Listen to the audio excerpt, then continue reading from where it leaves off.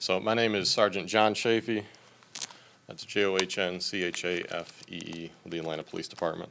So street racing activity has been a problem here in Atlanta, but also throughout the country. We, along with our partners at the Georgia State Patrol and other local law enforcement agencies, have had some successes running some details and addressing these issues, but the issue continues. So one of the issues that we're facing with this is when we make a physical arrest on somebody, we take them down to jail, it's typically on a traffic charge. And often they're able to bond out of jail very, very quickly and be back out on the street. So the impact on that arrest or of that arrest is somewhat minimal. So it's been apparent that there needs to be a little bit more done.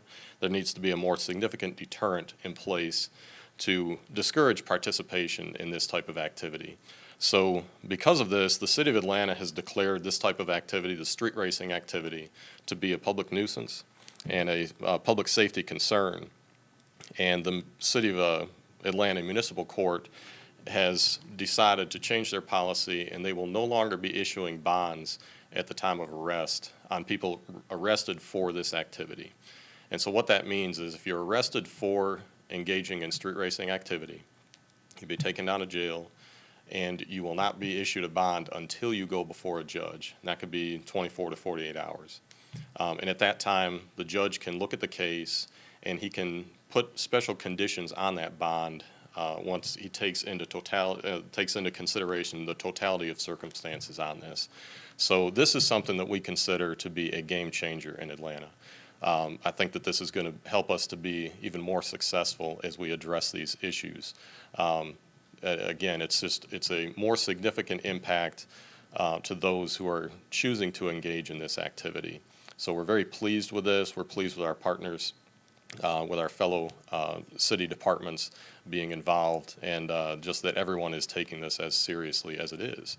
So we're hopeful that this is going to have an impact on public safety. We're going to see the number of incidents reduced, and that we're going to, again, be more successful as we go out and try to address these issues. One more thing to add here too. So the courts are opening up on October 26th. If you are arrested for engaging in street racing activity, you're going to go down, you have to go before a judge again, and then you'll be set to come back to court 2 weeks out from that time to come back for arraignment.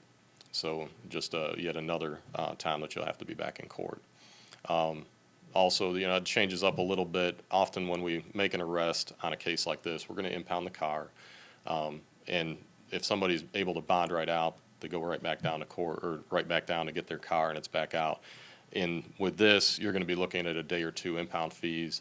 And it's just, again, it's adding to that deterrent and that we're hopeful that is going to keep people from engaging in this activity. Anybody have any questions? These changes are going to affect, I guess, immediately, or have already gone into effect? I believe that this is something immediate, that it's already gone into effect. And just to reiterate one point that I want to make clear, so this is often what we see related to street racing. You'll see laying drag, reckless driving, and a number of other driving violations, traffic violations. And the purpose of this is to address those that commit those violations while engaged in street racing activity. So if we're seeing somebody who is not engaged in street racing activity, but they do commit a similar violation, this isn't going to change what is going on with their case. If they are arrested for that, often it will be a citation. If they do happen to be arrested, they're not going to be facing the same bond issues as somebody that's engaged in the street racing activity. This is something that is specifically focused on the type of activity that they're engaged in, not just simply the violation.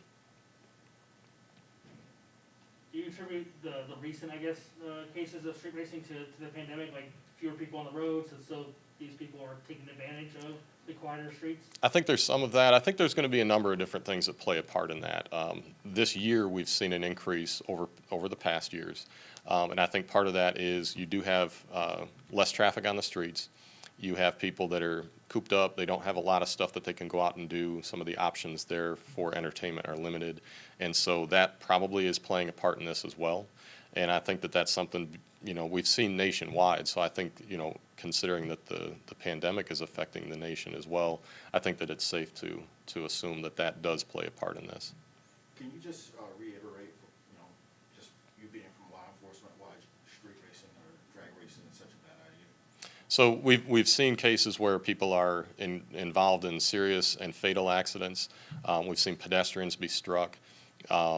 And the type of activity that goes and becomes involved in this, or is related to this, I should say, is something that's very concerning to us. We've seen people shut down interstates, shut down intersections, and certainly of concern is the interstate. When you shut down traffic that's supposed to be moving at 65 miles an hour, somewhere give or take, depending on the speed limit there.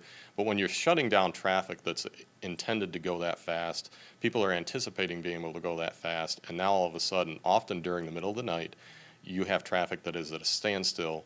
You're seeing accidents in the back of the pack there, people being rear-ended by drivers that are coming up, don't have time to stop. And then we do see pedestrians that are struck while they're recording, walking by, and things like that. So these are issues that we've seen nationwide, not just here in Atlanta.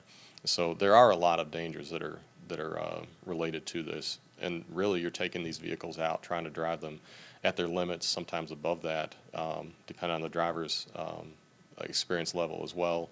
There's just a lot of concern for that, for losing control. Vehicles are something, driving a vehicle is something that should be taken very seriously. You're driving a very heavy vehicle. You need to be in control of that vehicle at all times, and you need to take that seriously. When you have people around you that you could injure just because of your neglect, you shouldn't be taking driving lightly. You should take it very seriously.